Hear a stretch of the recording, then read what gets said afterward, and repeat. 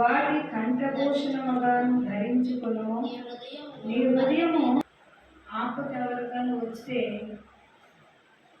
ప్రేమ కలిగి నీకు సహాయం ఏ స్థితిలో ఉన్నా ఆయన దగ్గరకు వచ్చినప్పుడు ఆయన విడిచిపెట్టేవాడు కాదు కదా.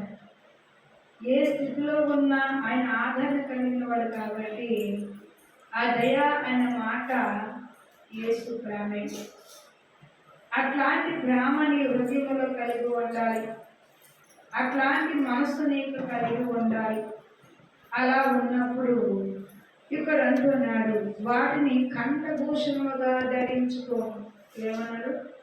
కంఠభూషణముగా ధరించుకో. అదంటే హృదయం అనక పలక మీద రాసుకోమన్నాడు. మామూలు పలకల మీద రాసిన, బుక్కుల మీద రాసిన కొన్నాళ్ళు సిరిగిపోతాయి. పలక మీద రాస్తే సిరిగిపోతాయి. మోషే గారు 10 ఆజ్ఞలు పలకల మీదే రాశారు. రాతి పలకల మీద రాస్తే అది ఆయన పాపం వేసినప్పుడు ఏం చేశారంటే పడిపట్టేశారు. నేలకేసి పట్టగా తగిలిపోయింది.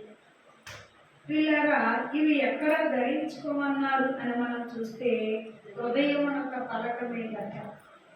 హృదయం అనక పలక భద్రం చేసుకున్నప్పుడు, హృదయం అనక పలక మీద ఎప్పుడైతే ఉందో ఎల్లప్పుడూ దేవుని దృష్టి యందు, మానవుల దృష్టి యందు నీవు దయనందుతావు.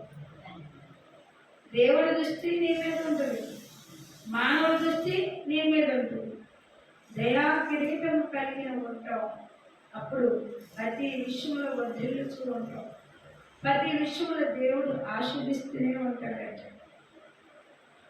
ఎంత ఆశ్చర్యము అని మనం చూస్తే ప్రియులారా వాక్యము సెలవిస్తూ ఉంటాం.